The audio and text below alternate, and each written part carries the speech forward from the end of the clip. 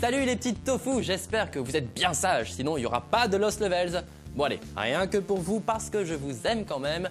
Aujourd'hui, on va parler d'un jeu français ultra connu, accessible depuis septembre 2004, et oui, et auquel on peut jouer à plusieurs. Je veux bien sûr parler de Dofus, un titre développé et édité par Ankama, une société basée dans le nord de la France, chez moi donc.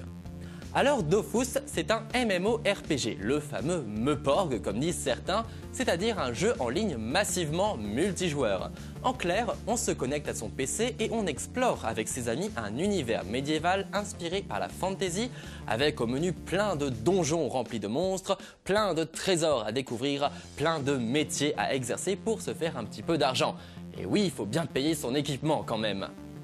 Et puis ce qu'il y a de bien, c'est que l'on choisit la façon dont on joue, puisqu'il est possible de choisir la classe de son personnage. Plutôt bourrin, on peut opter pour des personnages plutôt guerriers, comme le cœur de Yop ou le sang de Sacrieur. Plutôt intéressé par la magie, on peut se créer un fouet d'Osamodas capable d'invoquer des monstres, ou bien un sablier de Xelor qui maîtrise le temps. Alors pour mieux comprendre l'univers du jeu vidéo Dofus, je vous propose d'écouter cette petite interview de Julien Camblanc, Community Manager chez Ankama, réalisé lors de l'édition 2013 de Japan Expo. Alors tout d'abord Julien, peux-tu nous dire en quoi Dofus est différent des autres MMORPG ? La grande spécificité de Dofus qui saute aux yeux directement, c'est que c'est du tour par tour. Il se démarque énormément des MMORPG qu'on retrouve actuellement en ligne. Les possibilités, elles sont quand même mine de rien assez riches parce qu'on a un total de 15 classes différentes qui sont toutes basées sur des mécanismes différents. Il y en a qui vont jouer avec des dégâts bruts directs, il y en a qui vont baser plus sur du poison. Des classes comme le SRAM peuvent poser des pièges, ou alors, parmi nos dernières, par exemple, on a le Steamer qui, elle, lui, pose des tourelles sur le terrain et va ensuite interagir avec ces tourelles pour faire des dégâts, soigner ses alliés. Il y a des mises à jour fréquentes dans l'univers de Dofus. Que s'est-il passé récemment dans le jeu ? Peux-tu nous parler des derniers ajouts ? Au niveau contenu sur Dofus, là, on a commencé vraiment le début d'année 2013 par pas mal de refontes parce qu'il y avait pas mal de choses qu'on voulait corriger. Juste avant l'été, on a intégré donc la guerre des guildes, donc une grosse refonte du système de PVP. Là, avec ce nouveau système, on donne du contrôle aux joueurs sur le jeu, c'est-à-dire qu'ils peuvent s'approprier des zones, ils peuvent se battre vraiment entre eux et il y a un nombre de factions illimité. Donc on a vraiment voulu mettre ce système de PVP très ambitieux et du coup qui va s'étaler encore là sur les prochains mois. Vu que ce système, il y a des villages à conquérir, donc on va ajouter de nouveaux villages au fur et à mesure. Et le reste de la fin d'année 2013 va être vraiment axé autour de ce développement de la guerre des guildes, plus quelques petits donjons ici et là. On a une grosse refonte d'une de nos îles, l'île des Wabbits, où on va pareil intégrer aussi de nouveaux donjons. Il y a un autre donjon aussi qui va sortir au niveau d'une des villes de Suffolkia. C'est souvent des petites zones qui sont peu exploitées dans le jeu, qu'on essaye de revaloriser avec de nouveaux contenus. Donc vraiment ça va être de l'étoffe, on va étoffer vraiment sur toute la fin d'année le contenu existant pour repartir après sur le 2014 sur une nouvelle grosse extension. Alors cette année dans Dofus, on a remarqué l'arrivée d'une mise à jour thématique étalée sur plusieurs mois. Comment cela s'est-il déroulé ? Ce qu'on essaye à partir de 2013 et qu'on continuera pour les années suivantes, c'est de fait de se fixer un thème principal qui va regrouper toutes les mises à jour de l'année. Le thème de l'année 2013, c'était finalement les super vilains, parce que en début d'année, notre première grosse mise à jour, c'était le 3e épisode de Free Ghost. Et dans cette dernière partie, on a intégré donc le compte à rebours, le grand méchant. Et finalement, c'est le principal super vilain qui regroupe toute une équipe de super vilains que les joueurs vont devoir combattre tout au fur et à mesure de l'année. Ombre, là par exemple, le boss qu'on peut battre sur le stand Dofus pendant le salon, est aussi un vilain qui est rattaché à cette thématique. Et d'autres, les prochains donjons qui vont être intégrés, s'intègrent aussi là-dedans. Et c'est ça qu'on va développer jusqu'au point d'orgue qui va être la mise à jour de décembre, sur lequel on n'a encore rien révélé de vraiment concret, qui va être vraiment l'apothéose de cette bataille entre les vilains et les héros. Voilà, merci beaucoup à la fabuleuse Florence pour avoir organisé cette interview. Comme vous le voyez, l'univers de Dofus est très dense, à tel point qu'il a été décliné en bande dessinée dès décembre 2005.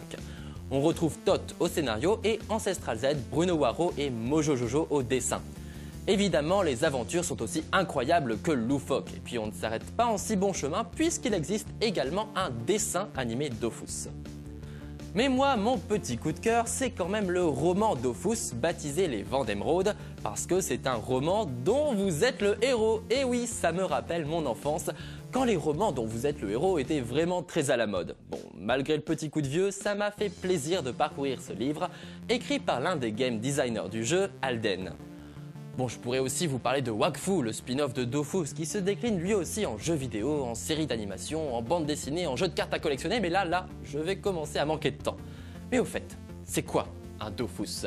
C'est un œuf de dragon. Je pense que cette dernière information était plus que nécessaire. Voilà, c'est tout pour aujourd'hui et c'est déjà pas mal. Si vous n'avez pas tout retenu, sachez que vous pouvez voir et revoir cette émission et tous les autres numéros de Lost Levels sur les internets. C'est l'occasion de découvrir quelques anecdotes sur vos jeux vidéo préférés. N'oubliez pas de me suivre et de liker ma page et celle de l'émission sur les réseaux sociaux. Ça me fera plaisir. On se retrouve très bientôt pour un nouvel épisode, mais d'ici là, évitez le game over.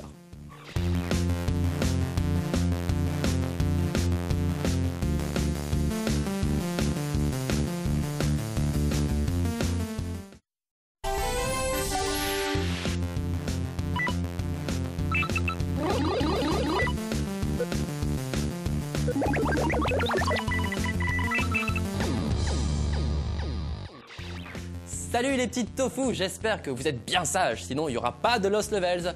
Bon allez, rien que pour vous parce que je vous aime quand même. Aujourd'hui, on va parler d'un jeu français ultra connu, accessible depuis septembre 2004, et oui, et auquel on peut jouer à plusieurs. Je veux bien sûr parler de Dofus, un titre développé et édité par Ankama, une société basée dans le nord de la France, chez moi donc. Alors Dofus, c'est un MMORPG, le fameux Meuporg comme disent certains, c'est-à-dire un jeu en ligne massivement multijoueur. En clair, on se connecte à son PC et on explore avec ses amis un univers médiéval inspiré par la fantasy, avec au menu plein de donjons remplis de monstres, plein de trésors à découvrir, plein de métiers à exercer pour se faire un petit peu d'argent. Et oui, il faut bien payer son équipement quand même. Et puis ce qu'il y a de bien, c'est que l'on choisit la façon dont on joue, puisqu'il est possible de choisir la classe de son personnage. Plutôt bourrin, on peut opter pour des personnages plutôt guerriers, comme le cœur de Yop ou le sang de Sacrieur. Plutôt intéressé par la magie, on peut se créer un fouet d'Osamodas capable d'invoquer des monstres, ou bien un sablier de Xelor qui maîtrise le temps. Alors pour mieux comprendre l'univers du jeu vidéo Dofus, je vous propose d'écouter cette petite interview de Julien Camblanc, Community Manager chez Ankama, réalisé lors de l'édition 2013 de Japan Expo. Alors tout d'abord Julien, peux-tu nous dire en quoi Dofus est différent des autres MMORPG ? La grande spécificité de Dofus qui saute aux yeux directement, c'est que c'est du tour par tour. Il se démarque énormément des MMORPG qu'on retrouve actuellement en ligne. Les possibilités, elles sont quand même mine de rien assez riches parce qu'on a un total de 15 classes différentes qui sont toutes basées sur des mécanismes différents. Il y en a qui vont jouer avec des dégâts bruts directs, il y en a qui vont baser plus sur du poison. Des classes comme le SRAM peuvent poser des pièges, ou alors, parmi nos dernières, par exemple, on a le Steamer qui, elle, lui, pose des tourelles sur le terrain et va ensuite interagir avec ces tourelles pour faire des dégâts, soigner ses alliés. Il y a des mises à jour fréquentes dans l'univers de Dofus. Que s'est-il passé récemment dans le jeu ? Peux-tu nous parler des derniers ajouts ? Au niveau contenu sur Dofus, là, on a commencé vraiment le début d'année 2013 par pas mal de refontes parce qu'il y avait pas mal de choses qu'on voulait corriger. Juste avant l'été, on a intégré donc la guerre des guildes, donc une grosse refonte du système de PVP. Là, avec ce nouveau système, on donne du contrôle aux joueurs sur le jeu, c'est-à-dire qu'ils peuvent s'approprier des zones, ils peuvent se battre vraiment entre eux et il y a un nombre de factions illimité. Donc on a vraiment voulu mettre ce système de PVP très ambitieux et du coup qui va s'étaler encore là sur les prochains mois. Vu que ce système, il y a des villages à conquérir, donc on va ajouter de nouveaux villages au fur et à mesure. Et le reste de la fin d'année 2013 va être vraiment axé autour de ce développement de la guerre des guildes, plus quelques petits donjons ici et là. On a une grosse refonte d'une de nos îles, l'île des Wabbits, où on va pareil intégrer aussi de nouveaux donjons. Il y a un autre donjon aussi qui va sortir au niveau d'une des villes de Suffokia. C'est souvent des petites zones qui sont peu exploitées dans le jeu, qu'on essaye de revaloriser avec de nouveaux contenus.